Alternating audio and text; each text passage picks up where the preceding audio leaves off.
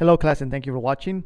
We're going to review for your take-home quiz for topics 1.1, 3.1 through 3.5.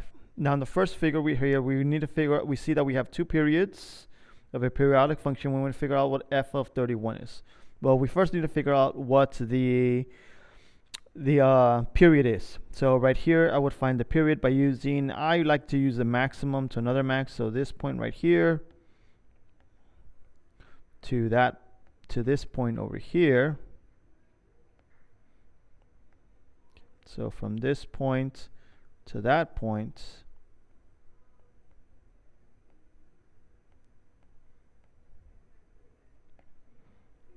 so from here to there, that is a distance of 1, 2, 3, 4, 5. Since we're going in increments of 1, 4 minus 9, 9 minus 4. 9 minus 4 equals 5. So we're going in increments of 5. So to figure out what the value of f of 31 is, we're going to take away 5 an n number of times to see if we fall something between 1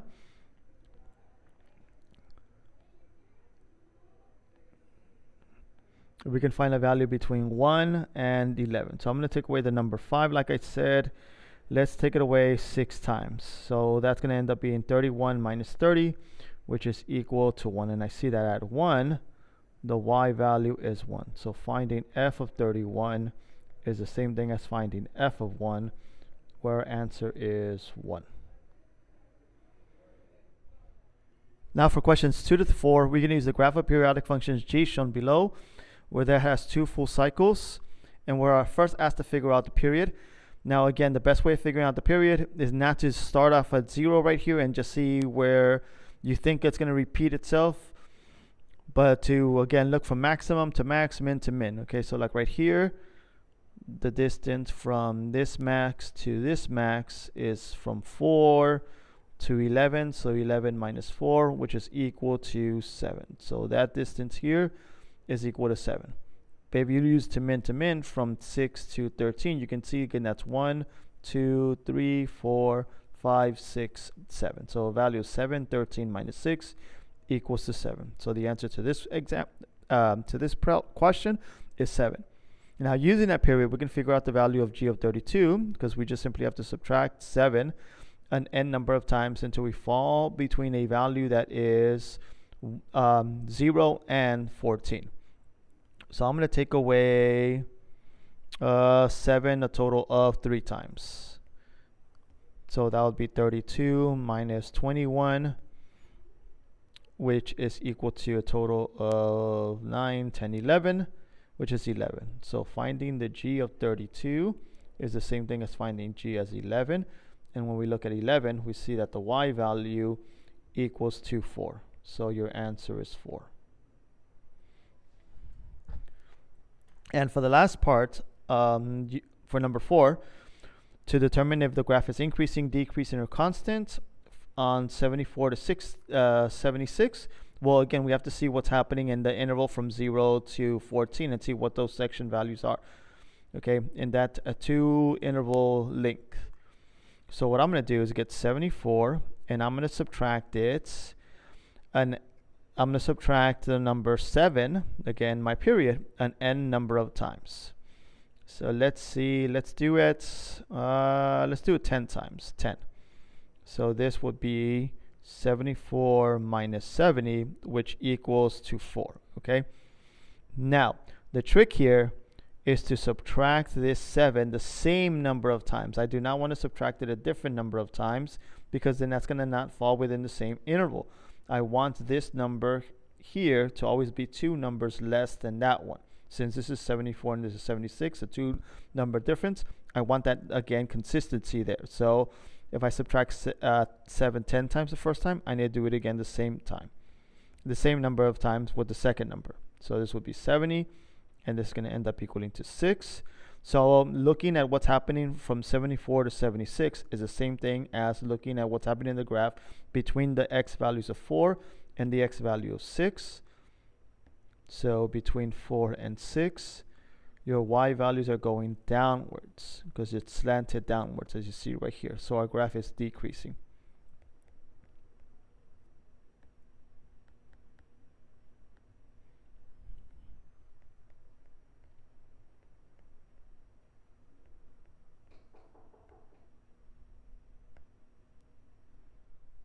For questions, moving on to the back page, for questions 5 to 7, we're going to use this table here, which is a periodic function with a period of 8. So with a table, we follow the same strategy. They're just telling us what the period is. So to find f of 3, we would simply get 3 and add the number 8, and that gives us 11, which doesn't work because it doesn't match up with anything right there. So instead of adding 8, let's see what happens when I subtract 8. So 3 minus 8, that's equal to -5, and that value is there. -5, your y value is -11. So that means f of 3 is the same thing as f of -5, where our answer is -11.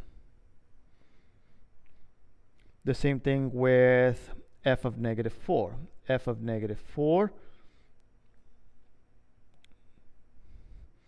can be evaluated by adding the period of 8, which gives us 4, but that doesn't match up as you see right here. But if you pay very close attention, that does match up to 12. And lucky enough, 4 plus 8 is in fact 12.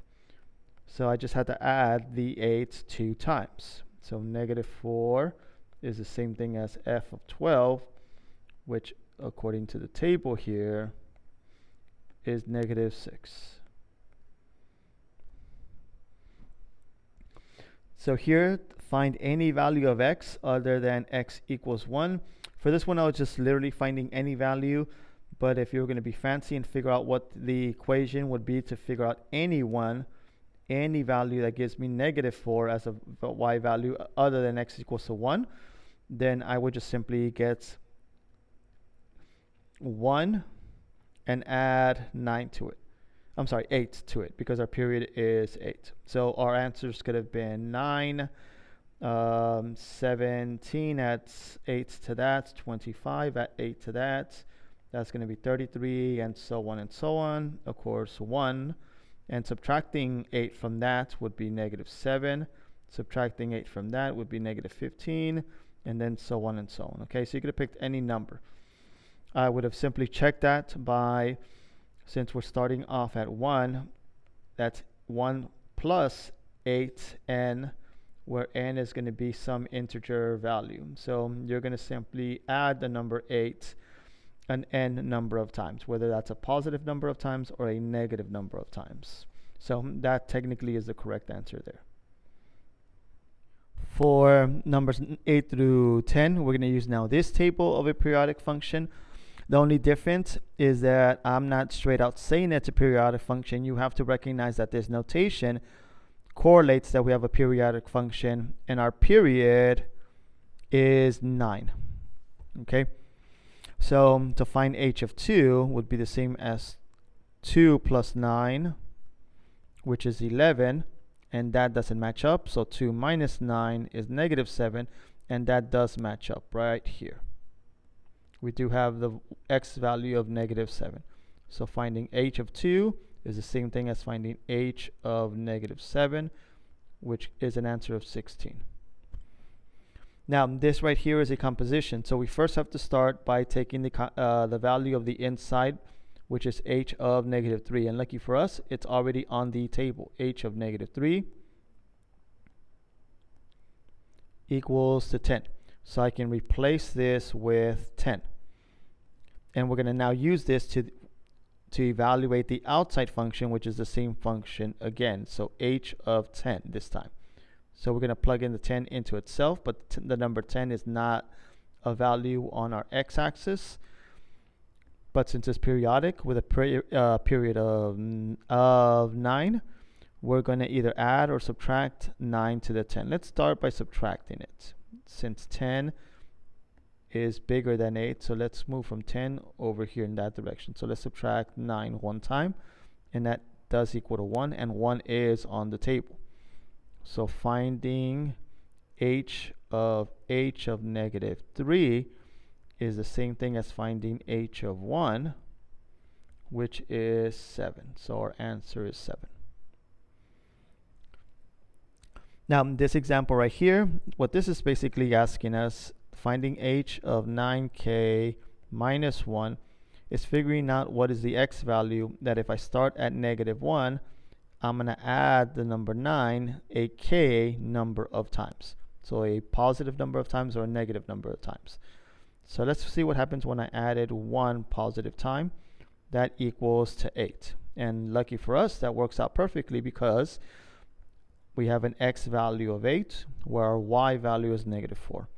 So h of 9k minus 1 is the same thing as finding h of 8, which is negative 4. For number 11, the figure shows a circle centered at the origin with an angle of measure radians in standard position, meaning that we just basically start here and we're going to rotate in that direction. The terminal ray of the angle theta intersects the circle at point R and the point S also lies on the circle. So this angle theta stops right here. So this rotation will stop right here on this blue line. The coordinates of R are negative x and y, and the coordinates of S are x and negative y. Find what is the value of the cosine of this angle theta. Well, cosine of an angle theta is equal to the ratio of the x coordinate divided by the radius. Okay? So that means that this would end up equaling to the x coordinate on this angle here is negative x, and the radius of our circle is 8, since the distance from here to here equals to 8. So our answer is 8. So our answer is negative x over 8. Now for number 12, in the xy plane, two different angles alpha and beta are in standard position and share a terminal ray. So in other words, they're coterminal. Based on this information, what is a possible value of beta if alpha is equal to pi over 2? Well, pi over 2, let me draw my x and y axis. Pi over 2 is right here at my 90-degree marker, okay? Coterminal simply means that the angle is going to finish in the exact same place. So we have two options. We can either go in the negative direction and go in that direction, which would be negative 270 degrees. Or what we can do, the other option is simply from this position right here, from this position, rotate 360 degrees from that place right there. Or we can go in that direction, in a positive direction, or in a negative direction. So to figure out any angle that's going to have the same terminal ray, in other words, be coterminal, that would mean that alpha, since it's pi over 2, would simply rotate 360 degrees. So the possible values for beta is what alpha is plus a 360 degree rotation. So it's plus 2 pi an infinite number of times. So 1 time, 2 times, 3 times. K is an integer. So, and on this one, I was looking for any specific value, but as long as it fits this, again, this idea that you're basically just adding 360 degrees a k number of times, then that would have been the correct answer. Now for question 13, similar situation as question 11. The figure shows a circle centered at the origin with an angle measured theta radians in standard position. The terminal ray of the angle intersects the circle at point S, and point P also lies on the circle. The coordinate of P is xy, and the coordinate of S is x negative y. What is the value of the sine of theta? Well, the sine of an angle theta is equivalent to the ratio of the y coordinate divided by the radius. So right here, the angle again finishes all the way over here at S, here theta. Okay, this is theta, this entire angle here in yellow. So from here we're going to rotate all the way around until we get to S. That's where theta has its terminal side, and the coordinate of S is x negative y. So that means that the angle theta, the sine of this angle theta, equals to the negative y value divided by the radius, and our radius here is 5. So this is your answer.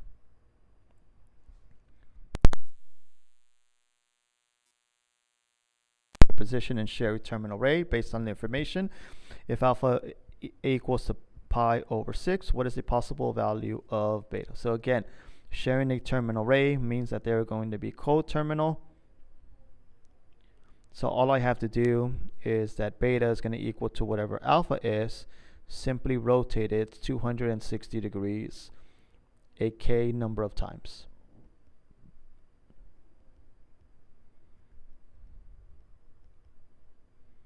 Okay. So as long as we do that. So as long as you do that, figure out what that number is, whether you rotate it one time or rotate in negative direction one time, that's going to be an acceptable answer. Now for number 15, the figure shows the circle centered at the origin with an angle of measure of 0 radians in standard position. The terminal ray of the angle intersects the circle at point P, and the point R also lies on the circle. The coordinate P is xy, and the coordinate R are x negative y. What is the value of the tangent? Well, the tangent of an angle theta is the ratio of the y coordinate divided by the x coordinates. So we don't care about the radius at all here. Okay, so the value of tangent of the circle at theta, well, theta again has the terminal side on P. This right here is our angle, right here finishing at P, and since the coordinate of P is x and y, that means that this right here is going to be y over x. So that's your answer. For question number 16, the figure shows a circle centered at the origin with an angle measure of theta radians in standard position. The terminal ray of the angle intersects the circle at R. So our angle finishes right here at R. And point P also lies on the circle. The coordinate of P is 4, 3, and the radius is 5. What is the value of the tangent of theta?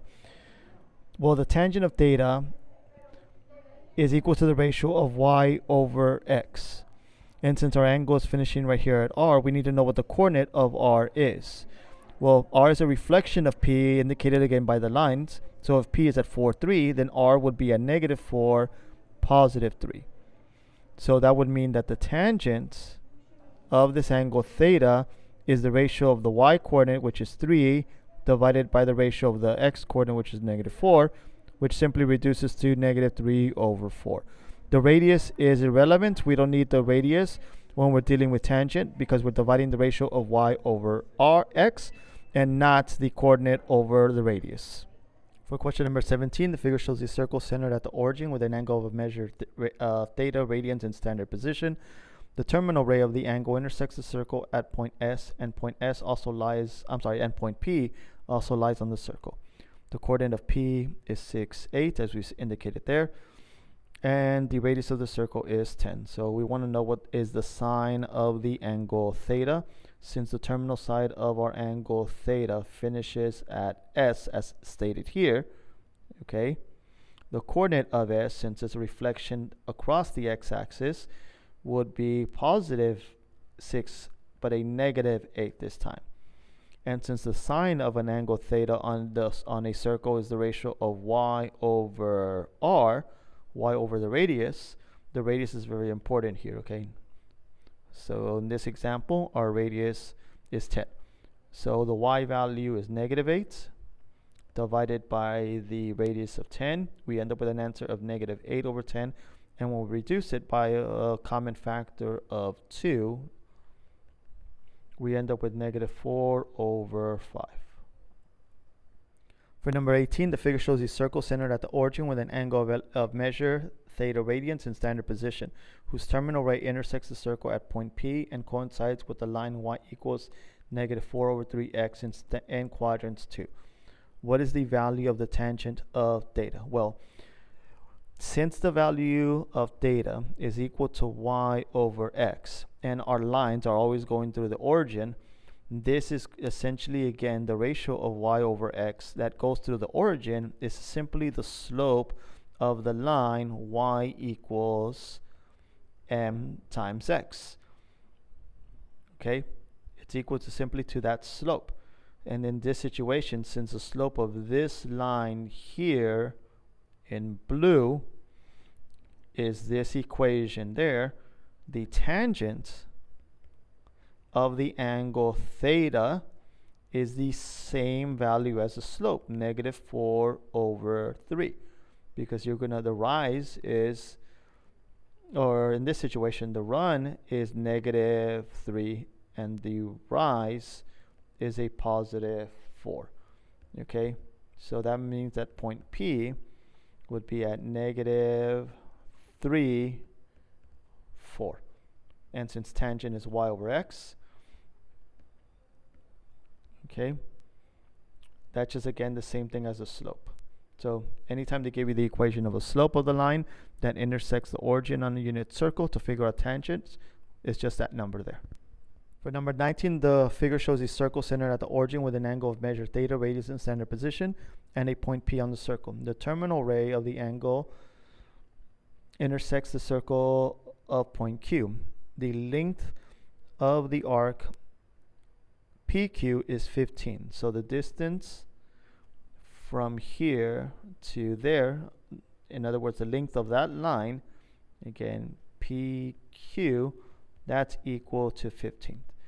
What is the distance of point Q from the x-axis?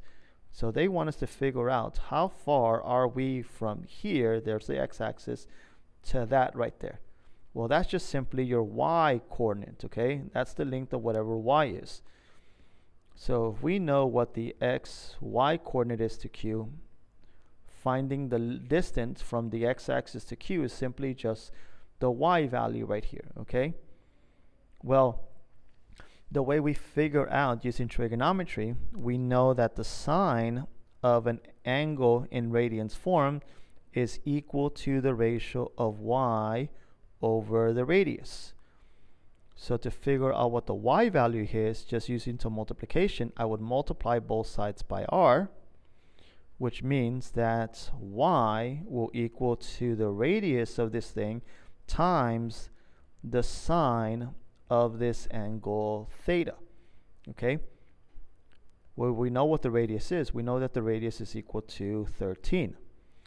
The only thing we do not know is what the angle theta is. So we're going to use again the definition that I explained to you on day 1. A radian is the arc length divided by the radius. This is the definition of what a radian equals. So to figure out what theta is, because it's going to be measured in radians, the angle theta is going to equal to the length of the arc divided by the radius of the circle.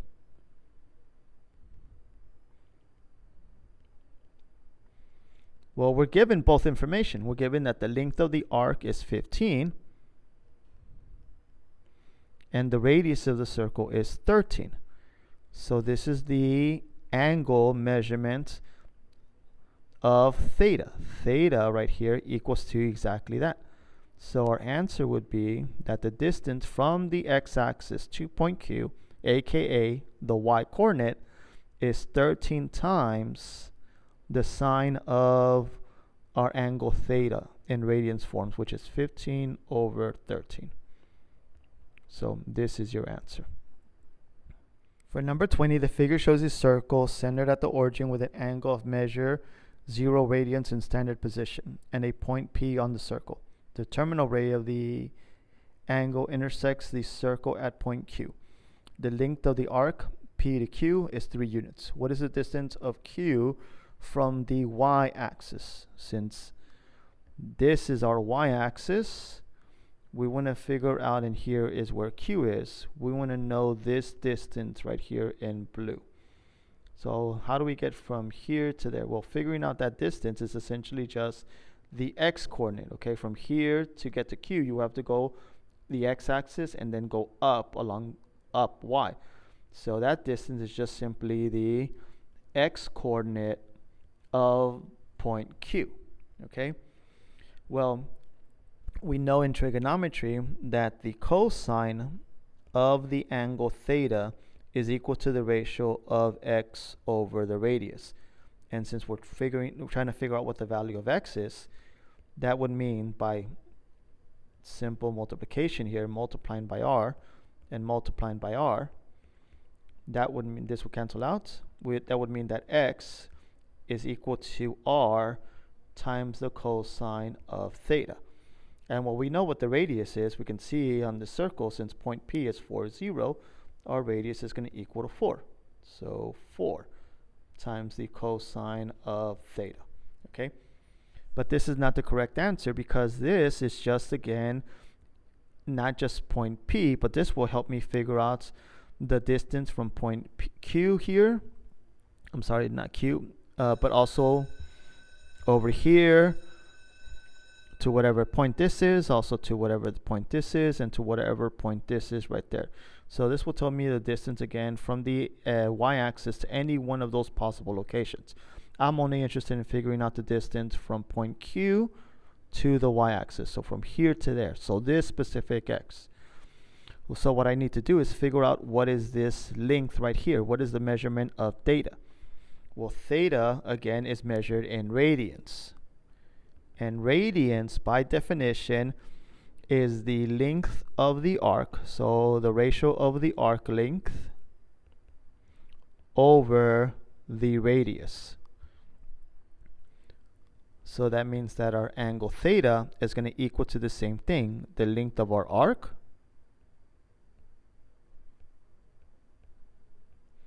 divided by the radius of the circle. And well, we have those two pieces of information. We're given that the length of the arc from P to Q is 3. So this distance right here from point P to point Q measures 3. And we know that the radius is 4. So that means that the ratio of the arc length of 3 over 4 is theta. That's going to be the angle. So that means that x, the distance from Q to the y-axis, which is the length of x, is 4 times the cosine of 3 over 4.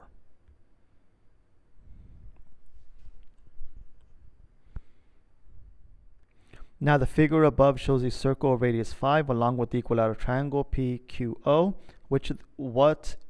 what is the coordinate of point Q?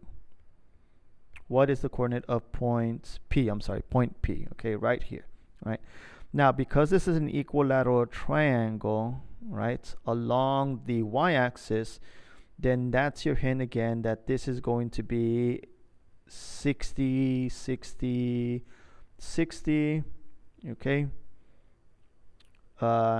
which means that this triangle again is also going to be 60. So the rotation to point P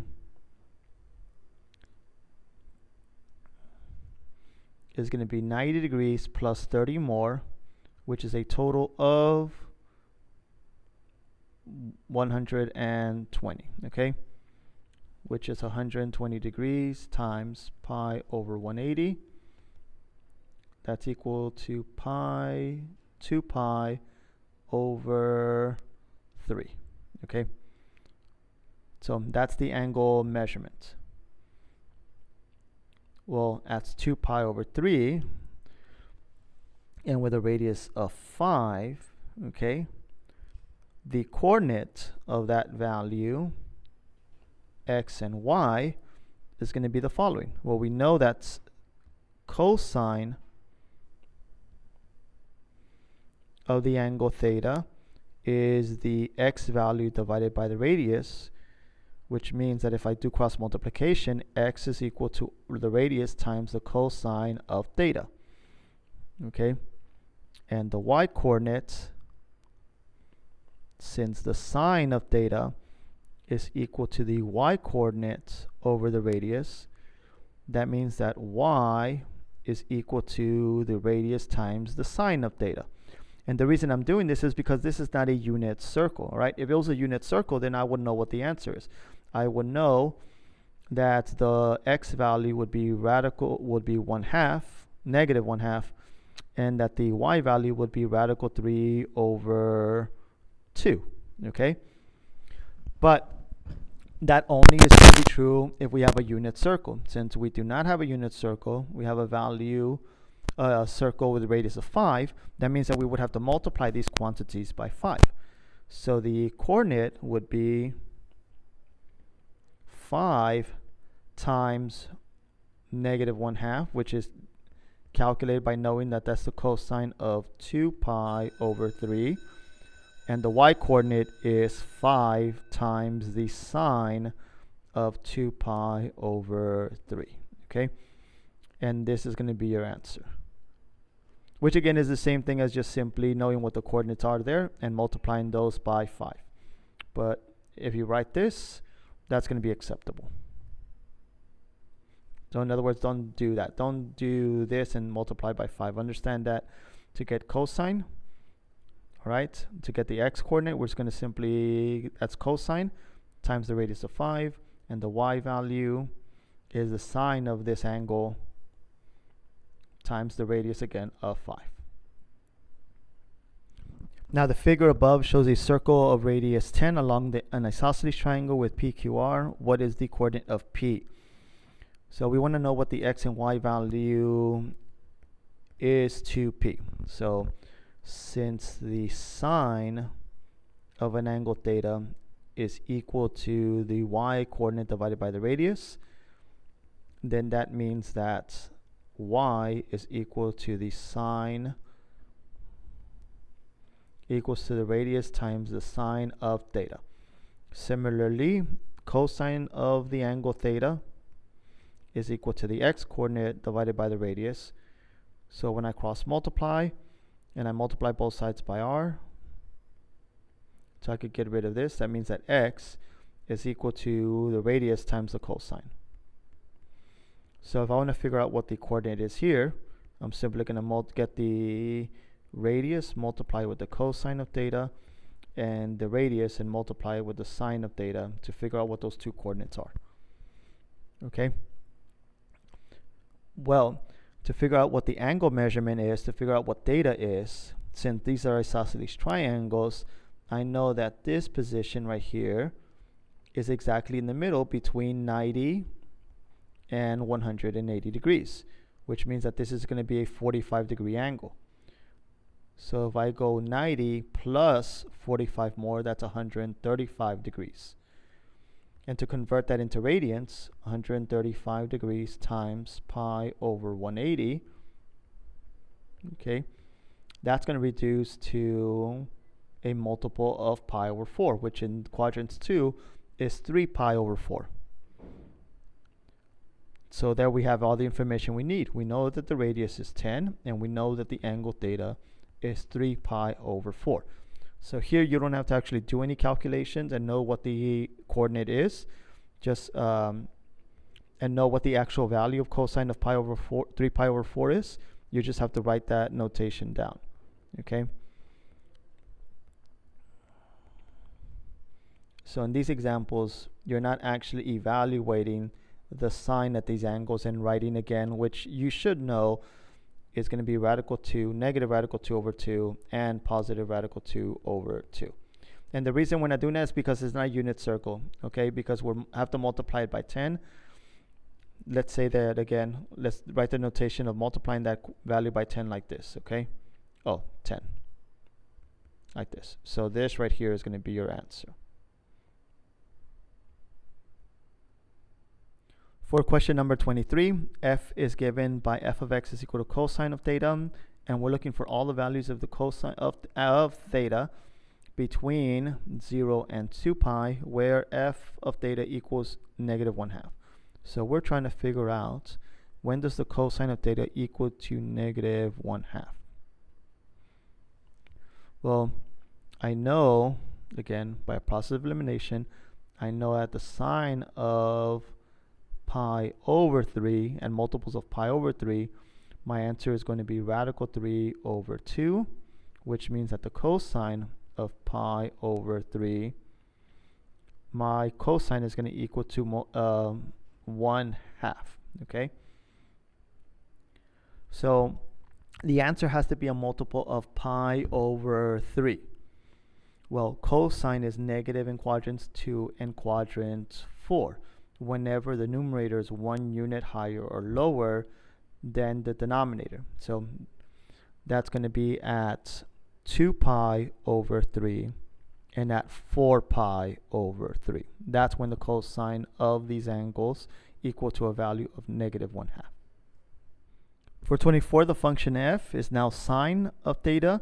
What is the value of this angle between, again, 0 and 2 pi, so just one revolution, where sine equals to radical 3 over 2. Well, sine equals to radical 3 over 2 and multiples of pi over 3, radical 3 over 2.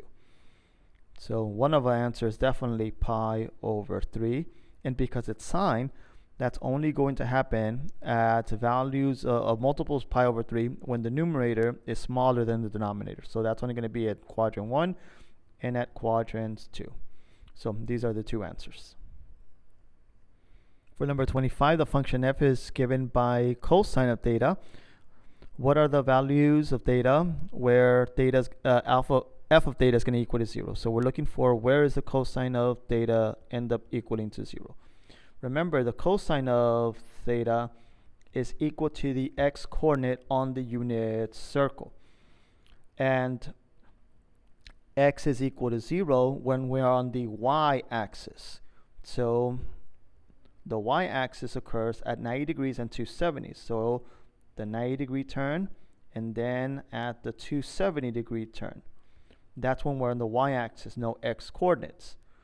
So that's at pi over 2 and at 3 pi. Well, so that means that theta has to equal to pi over 2 and at 3 pi over 2.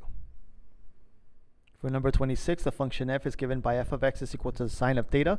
What is the angle theta where sine of theta equals to radical 2 over 2?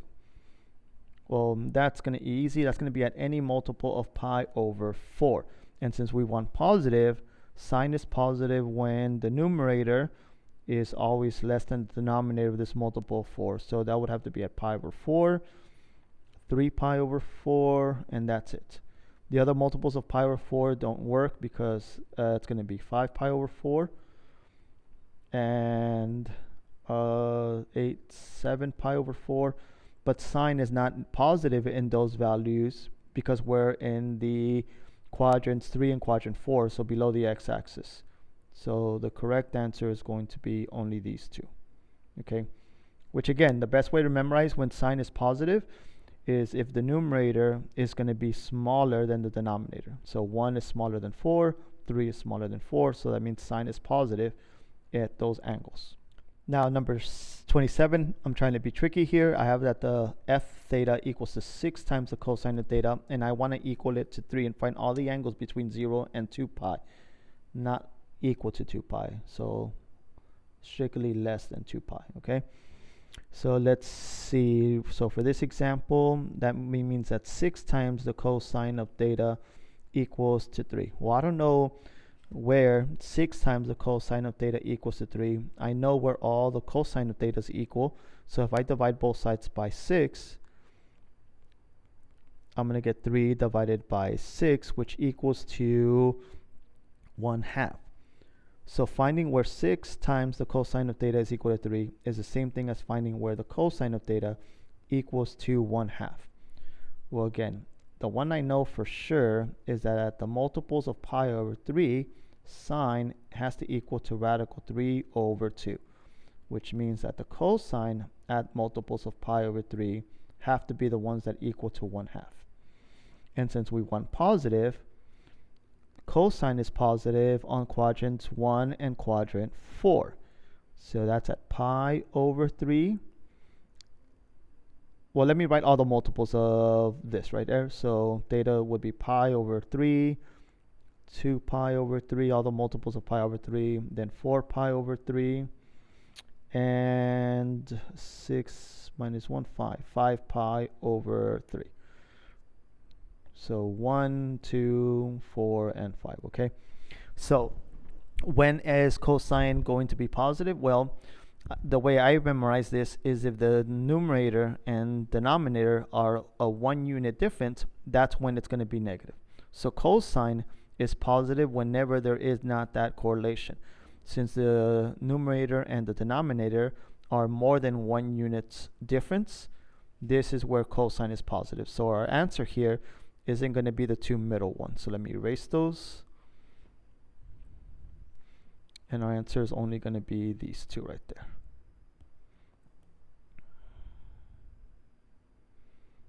So for example 28, the function f is given by f of theta equals 2 times sine of theta. We're looking for all the y values that are going to be greater than or equal to 0, but less than, strictly less than 2. That's a typo right there. And we want to know when does f of theta equal to negative radical 2. So 2 times the sine of theta set equal to negative radical 2. So we're going to solve this equation by dividing both sides by 2. So we're looking for where the sine equal to negative radical 2 over 2. Well, sine equals to positive radical 2 over 2 at the multiples of pi over 4. We know that equals to positive radical 2 over 2. And sine is going to be negative whenever the multiple of pi over 4 is greater than the denominator. So as long as this number up here is bigger than that, then we're going to be negative at those values. So all the multiples, let me list them all. All the multiples of pi over 4 are 3 pi over 4, 5 pi over 4, and 7 pi. 8 times 2, 4 times 2 is 8 minus 1 is 7, so 7 pi over 4. And sine is going to be positive just as long as this number up here is smaller than the number down there, smaller than 4. Okay, since these numbers are not smaller than 4, these two right there, 1 and 3 are not smaller than 4, then that means that those are not going to be negative. So the correct answer is going to be these two. Sine is negative whenever this number is bigger than 4.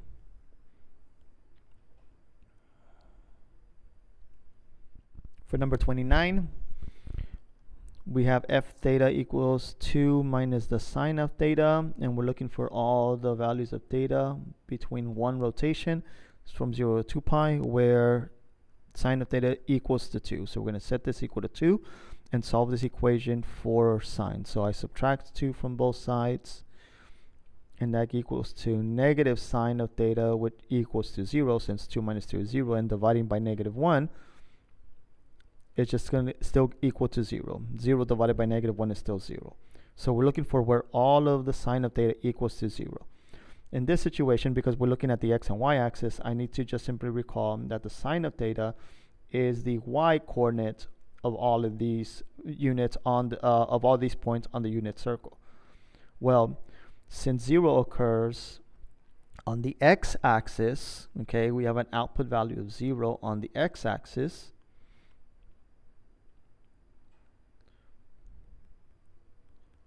That means there is no y value, okay? So here, the sine of theta will simply have to be 0, or on the opposite side, which is at pi. So these are going to be the answers to this one right here. For number 30, f is given by 1 minus cosine of theta. And we're looking for all the angles of theta, all the values of theta in one rotation, where alpha of theta equals 2. So we're going to put 2 right there. Okay, so we're going to subtract 1 from both sides. Negative cosine of theta equals to positive 1. We're going to divide by negative 1. And that means that the cosine of theta is equal to negative 1. Okay. Well, since the cosine of theta equals to the x coordinates here, since we're not looking again at one of the other angles, radical 3 over 2, 1 over 2, anything like that, okay? We're not trying to equal to one of those values. That means we're going to be on the x and y axis. Well, in order to have a y value of -1, for cosine to have a y value of -1, it needs to be on the x-axis. And on the x-axis, there's only two places, 0 and on the other side, which is pi. Since we have a negative value, we want to be on the left side of the y-axis, so at pi. So that means that theta here can only equal 2 pi. We could also do 2 pi, or I'm sorry, well, more than that, at 3 pi and so on, but we're only going from 0 to pi, so only pi. So there's your answer. For number 31, the figure shows the graph of sinusoidal function f. What is the period? To determine the period, we simply have to see the length of one cycle. We could do the length of one cosine function or one sine function, and just know the difference. The sine function, recall, starts at the max and ends at a max. So we do not want to use that because we don't know where the middle is right here. So I'm going to do one cycle of a cosine function. Our cosine function starts in the middle, and it has to have one maximum and one minimum. It does not matter the order. So like right here to here, this would be one cycle of a sine function. Or if I move these along, okay, and I flip this, oh, come on. If I flip this upside down, oh, it does the same thing, never mind. I could have also started, never mind, I could have also started here and just have one max and one min. And like I said, the order of the max and the min doesn't matter. As long as one cycle has one max and one min, that's going to be the length of a sine function, okay? One cycle of a sine function. So since this one starts at pi and ends at 2 pi, our period is determined by simply subtracting those. 1 minus 2 pi equals pi. So our period is pi. For number 32, the figure shows the sinusoidal function g. What is the amplitude? To figure out the amplitude, we first need to figure out where the middle is. Since the highest point that the graph reaches is 3, and the lowest point that the graph reaches is -2, to find the middle, we simply add those two numbers, find the midpoint. So we're going to add these two numbers, 3 plus -1 and divided by 2, which is going to give us a total of 1. So our middle is right there. Our amplitude is simply the distance from this middle to the top. So from 3 to 1, I'm sorry, from 1 to 3, that's a distance of 2 units. 3 minus 1 equals 2. So that is our amplitude, 2.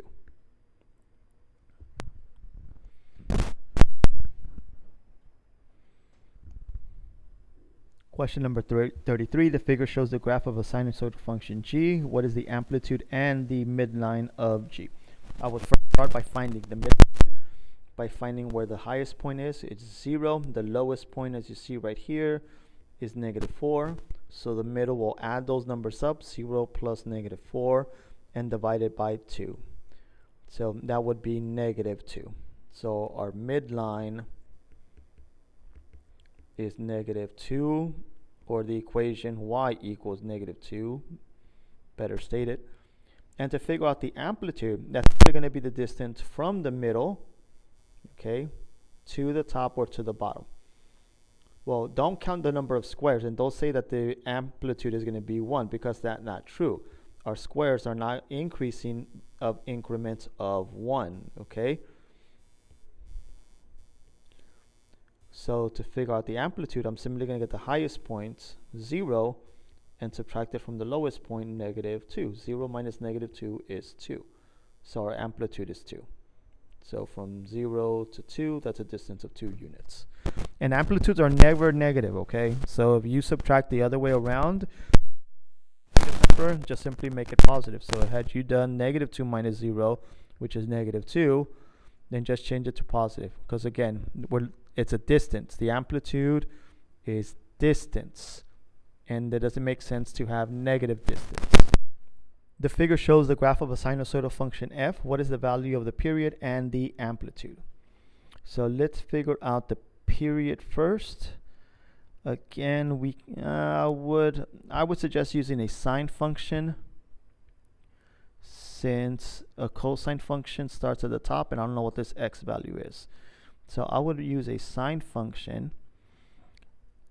So I need to know where the middle is, since the lowest point is -1 and the highest point is 3. 3 plus -1 divided by 2 is 2 divided by 2, which is 1. So that means that the middle is right there, okay? So the reason I'm using that is because since a sine function starts at the midline, one cycle is going to have a minimum and a maximum. And again, the order does not matter, like I mentioned in class.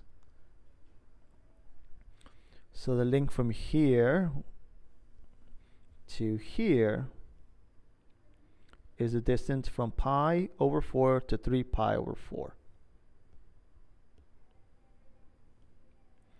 So 3 pi over 4 minus pi over 4 is 2 pi over 4, which reduces to a total of pi over 2. Okay. Now you probably could have done the exact same thing starting off at 0. Probably better idea if I start off at 0, since this is 0, and go here and make one complete cycle right here. This right here would be one complete cycle of sine, because again it has a max and one min, and we'll 0 to 2 pi. That's a lot easier to do in terms of math. That distance right there would be pi over 2 minus 0, which is just pi over 2. Same thing I got up there. So our period is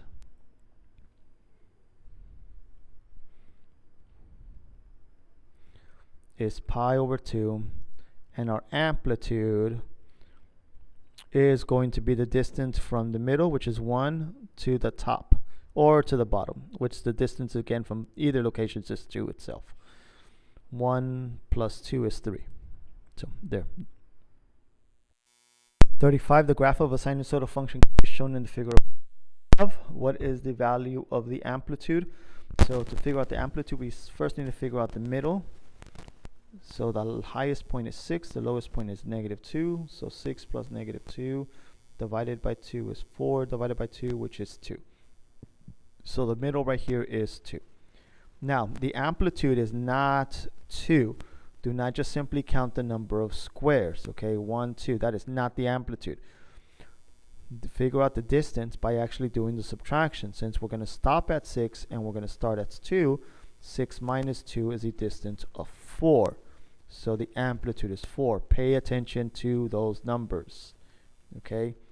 Don't take it for granted and just assume that it's going to be 2 just because you simply go up 2 squares, okay? Make sure that the units again correspond to the length of each square, because if you've written 2, that is wrong. The amplitude is 4. The graph of the sinusoidal function is shown in the figure above. What is the value of the frequency? So the frequency is simply the reciprocal of our period. So we have to figure out what the period is. And in this situation, I'm going to use a cosine function, since here to there, okay? Now, the length of each one of these increments, if the distance from here to here is 4 pi, okay? I'm sorry, pi over 4.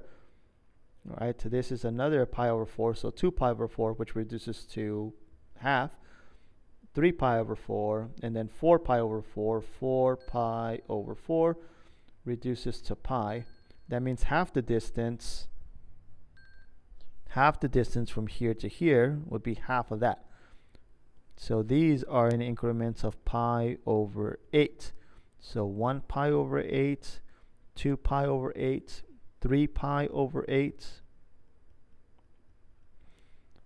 4 pi over 8, 4 pi over 8 reduces to half, and 4 pi over 8, 5 pi over 8. So 5 pi over 8. Okay. So our frequency is equal to the reciprocal of our period.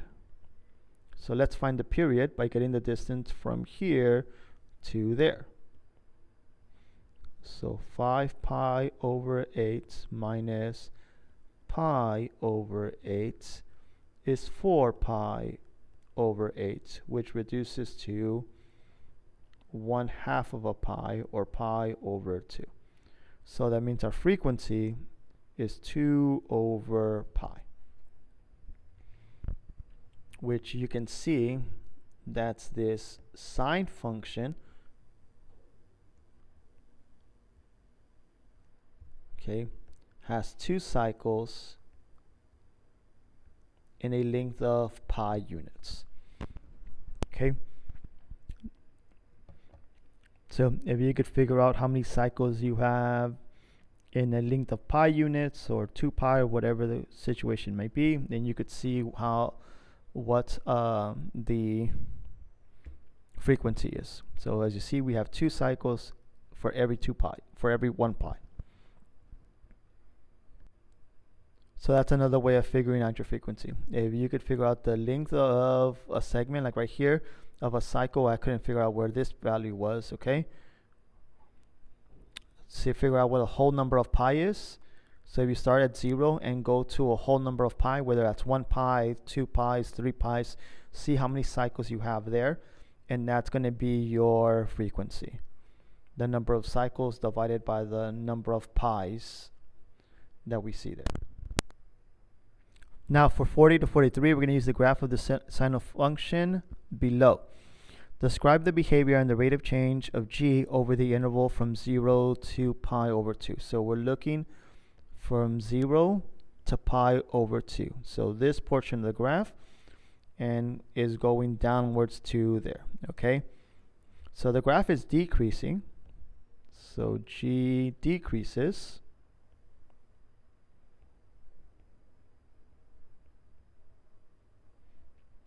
at an increasing rate. Since the graph is concaving upwards, then the rate of change is increasing. So at an increasing rate. Describe the behavior and the rate of change of g over the interval from pi over 2 to 2 pi. So pi over 2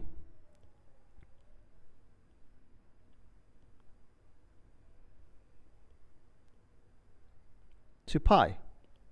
Well, that portion of the graph is increasing at an increasing rate.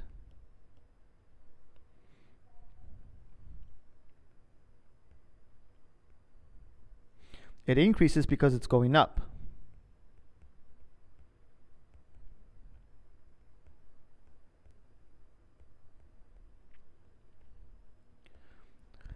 The rate of change is increasing as well, so we have an increasing rate because it's concave upwards. So g is increasing at an increasing rate.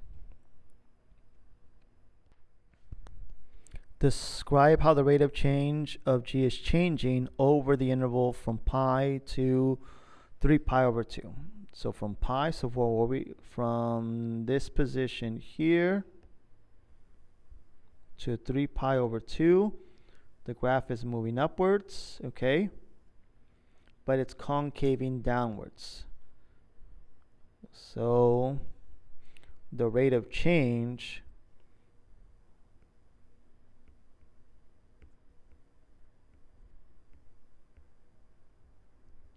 is decreasing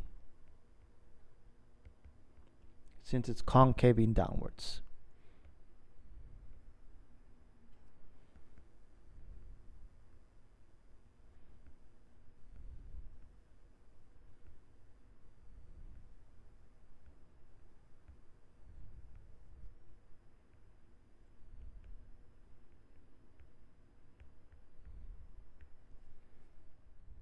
And describe the rate of change of g over the interval 3 pi over 2 to 2 pi. So here to here. Well, the graph is going downwards, so it's decreasing, but they're asking about the rate of change. Well, since it's concaving downwards yet again, the rate of change is decreasing.